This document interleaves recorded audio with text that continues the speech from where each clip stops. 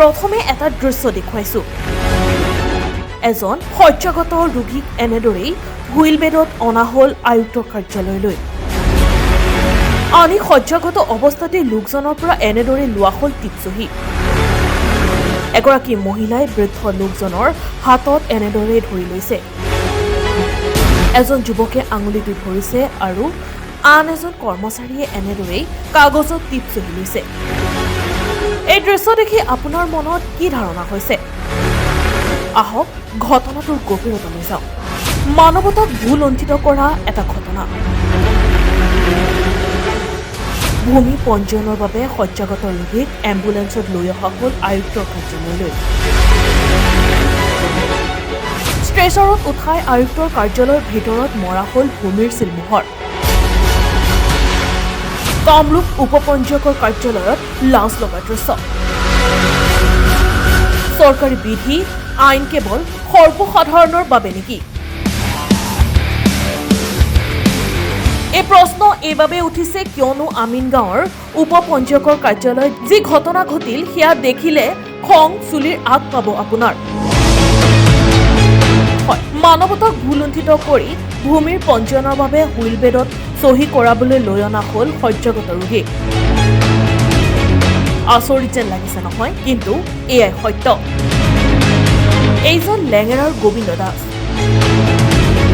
বিগত 5টা বছৰে জটিল ৰোগত আক্ৰান্ত হৈ বিচনাতে দিন কটাব লগা হৈছে এইজন বৃদ্ধ গোবিন্দ দাসে।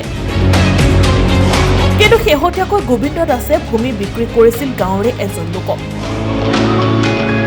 কিন্তু বিক্ৰী কৰা ভূমি সেই লোকজনৰ নামত হোৱা নাছিল পঞ্জীয়ন, যাৰ বাবে শনিবাৰে কামৰূপৰ আয়ুক্তৰ কাৰ্যালয়ত দেখা গ'ল এই দৃশ্য। প্ৰথমে এম্বুলেন্সত চহীৰ বাবে কাৰ্যালয়ৰ বাহিৰলৈ লৈ অনা হৈছিল গোবিন্দ দাসক। পৰিয়ালৰ লোকে উপপঞ্জীয়ক মনজিৎ দাসক খবৰ দিয়াত উপপঞ্জীয়ক মনজিৎ দাসে বাহিৰলৈ গৈ বায়'মেট্ৰিক কৰাৰ নিয়ম নাই বুলি ক'লে। ইয়াৰ পাছতে বিবেকহীন ভূমিক্ৰেতাজনে ৰোগীয়া গোবিন্দ দাসক এম্বুলেন্সৰ ষ্ট্ৰেচাৰত উঠাই কাৰ্যালয়ৰ ভিতৰলৈ এনেদৰে নি মাৰিলে চিলমোহৰ।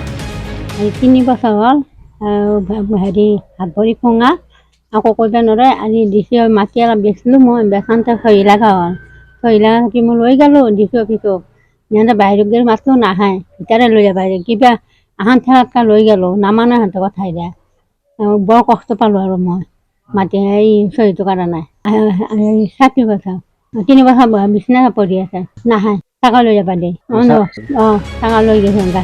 এইখিনিতে এজন অধিবক্তাই জনালে ভূমি পঞ্জীয়নৰ ক্ষেত্ৰত থকা কিছু নিয়মৰ কথা। অধিবক্তাজনে জনোৱা অনুসৰি 80ৰ ঊৰ্ধৰ আৰু একাংশ লোকৰ ক্ষেত্ৰত নিয়ম অনুসৰি ঘৰলৈ গৈ ভূমি পঞ্জীয়ন কৰিব লাগে। এনেকুৱা অসুস্থ অৱস্থাত মানুহ এজন যে আহিব, আমাৰ সঁচাকৈ বেয়া লাগিছে।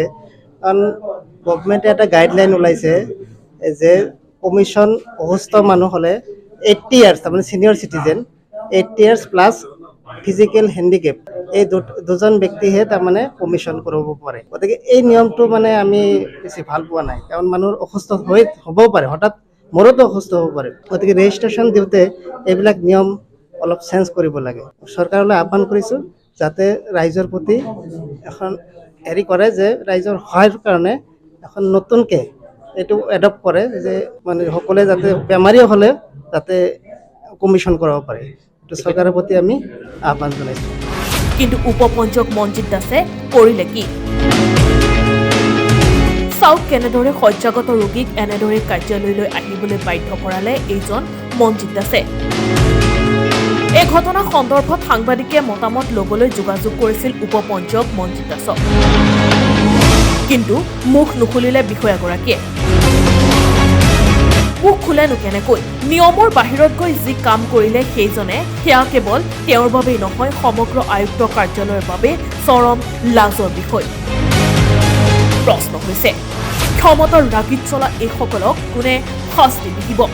মোৰ তেখেত সৰু দেউতা হয়।